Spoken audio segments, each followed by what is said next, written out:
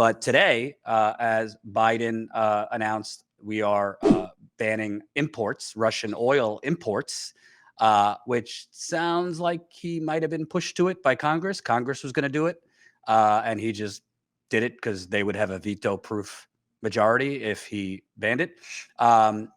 We're seeing pain at the pump, like serious pain all over the country. Colin, if you could show some of the images, that's in California, almost $7. Oh, no, I think that was Hawaii, the first one, almost $7. California, you got, what was that, almost $6 a gallon. Other parts, $5.29, $5.24. On the East Coast, where both you and I live, we're seeing over $4 a gallon. And this is supposedly, I don't know. I was freezing my ass off at the Dakota Access Pipeline for on and off for 6 months, being told this is for energy independence. We know that Line 3, we were told this is for energy independence.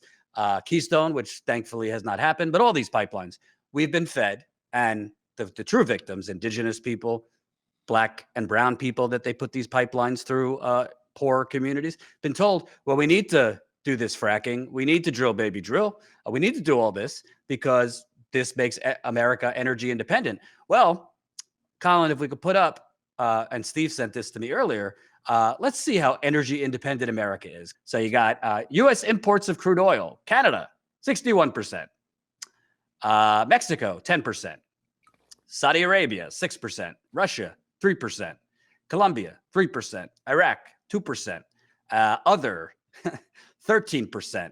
So clearly fracking the hell out of the nation and jeopardizing waterways, Native American burial grounds, and animal life, air pollution, the list and list.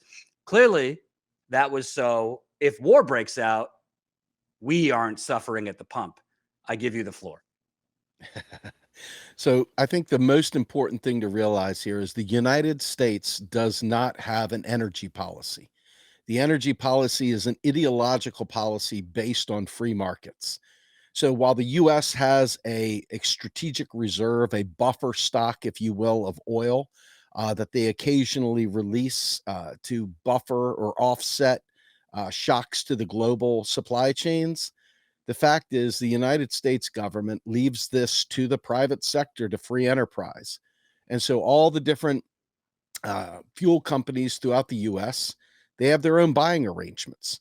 Sure, the U.S. might create open markets and clear ways to allow these companies to do business, but the United States itself doesn't tell them, hey, you have to import or export so much oil. They allow them to do whatever business model they do. And so right now we have opened up a lot of tribal lands like you have with the No DAPL thing. The Dakota Access Pipeline still should ring in all of our heads. And you see the Keystone fight that we went through, as Jordan pointed out. The fact of the matter is that there is no compelling anything to say that oil has to stay in the United States. And more importantly, it didn't slow the drilling down. We're still drill, baby, drill. The issue is that our federal government, which has supreme power over subsidizing, over setting the prices for these things all the way across, has an ideological bend to not do that. And so what you're seeing right now is the direct effect of laissez-faire, libertarian-minded. And for all you people that love libertarians, welcome to your hellscape. This is it. This is the outcome of your lack of collective welfare, lack of collective well-being. This is your energy policy. Thank you, libertarians. And Joe Biden, if you go back to 1989, Joe Biden comes out and says, the only thing that could really destabilize the region is for NATO to creep in and do something with Ukraine. It says it in 1989. Right? Let's play that. I think the one place where the greatest consternation would be caused in the short term for admission, having nothing to do with the merit and preparedness of the country to come in, would be to admit the Baltic states now in terms of NATO-Russian, U.S.-Russian relations. And if there was ever anything that was going to tip the balance, were it to be tipped, in terms of a vigorous and hostile reaction, I don't mean military, in Russia, it would be that. Isn't it? Wow, that was a long time ago when he could speak. He knew it. He's known it forever, man. This guy he may be Sleepy Joe, but that's a facade. He already knows what he's doing. And, I got to be fair to all of us here. We're kind of on the ass end of this. We don't get a lot of say so. And most people are so propagandized that all they can do is shout and scream and point like you did to the pictures of the prices. That's the world that we know. That's the real where the rubber meets the road kind of story is the price of fuel. But the reality is that ideologically speaking, our government is 100% a libertarian-minded, dog eat dog, makers and takers, free markets win. And they're so into this thing, they don't care who it hurts. And so now you're watching them scramble around because there is being pressure put on to do something. But it turns out the single greatest excuse not to go to war is to have a honest to God energy policy with renewables at the center of it, where we're not dependent on anyone for fuel. We're not dependent on any of this stuff. And there's really no excuse for it. We have all the technology in the world to do it. The money, as we know, is not an issue, should not be an issue. We create the money every time we spend it. Inflation has absolutely nothing to do with spending money into the economy. It has everything to do with shortages and gouging. And so with that in mind, this energy policy that we should have and don't have is really the story of the day. It should be the story of the day, because while we're talking about this, we just watched, I think we all at least had a chance to hear about the movie Don't Look Up. And right here, right now, we all know that we have an existential climate crisis going on even now, even though it may not feel like it, even though it may be nice outside and you have a pretty day, sun's out. The fact is that we still are in an existential climate crisis right here, right now. And the answer to this has become drill, baby, drill. And so all the rest of the important things that need to happen to decarb the environment is literally on hold. It's literally the last thing anyone's going to talk about is stopping drilling. And I can imagine if I was to role play out US policy domestically here, I can imagine suddenly another pipeline coming through another place because, hey, after all, you saw what just happened with Russia. We can't have that again. And you want to talk about turning public ire onto activists defending water. I could see that happening very easily, very quickly with the propaganda machine as strong as it is. But again, I mean, correct me if I'm wrong. It seems like the jig is up, but people don't, the masses don't get the jig is up. Literally, we have been fed. Well, you know what? Here's a good setup. Let's play Barack Obama's, President Obama's bragging a couple of years ago.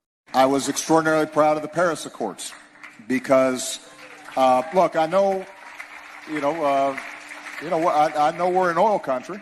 And we need American energy, and by the way, American energy production. You wouldn't always know it, but it went up every year I was president. And that whole suddenly America's like the biggest oil producer and the biggest that was me, people. I just want you to so.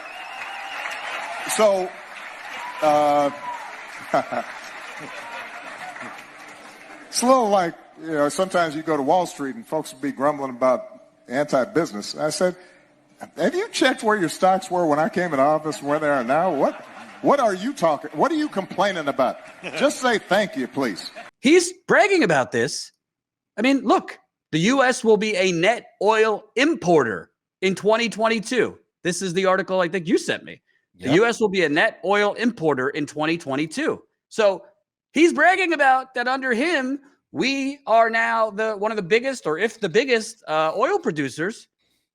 Clearly, it's going outside the country because we are a net importer.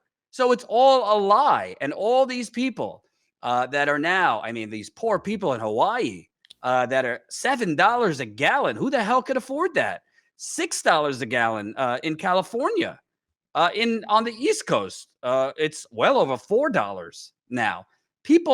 Most working people have to drive to work. most working people don't live 5 minutes from work.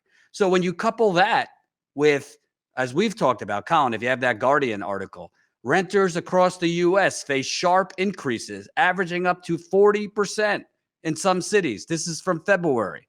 So it's all been a lie. All these pipelines were not necessary, or let me rephrase. These pipelines were not used so that we were not at the mercy of Russia or Saudi Arabia or Colombia or Canada. It was all used to enrich the United Corporations of America. Let me show the flag. It was all used to enrich the United Corporations of America, i.e. the United States of Oil, and the Democrats' donors and the Republicans' donors. And by the way, as people didn't realize, Steve, do you know who one of the biggest shareholders of the Dakota Access Pipeline was? Barack Obama? Joe Biden? Warren Buffett. Warren Buffett was the majority shareholder in one of the companies that owned it. So I'm just trying to get across to people. Of course, the Native Americans are the main victims in this. Black and brown people that we ram a lot of these pipelines through. Frankly, some poor white areas now that they're putting these pipelines through. None of it is lowering your gas prices, folks. None of it. If anything, it's making you more vulnerable because it's all going to other countries, and they've been lying to you. And you don't hear this on CNN or MSNBC. You're not going to hear, well, wait a minute. I thought we were mother frackers so that this wasn't going to happen. Your thoughts? So remember when we talk about healthcare and we say you have access to healthcare, right? Well, gas companies, fuel companies, they have access to lands. They have access to licenses to drill, but there is no like framework for forcing a certain amount of it in the United States or price controls or anything like that. There's no strings attached, baby, other than just drill, baby, drill. And these businesses get to make business decisions in their own interest, not in the country's interest.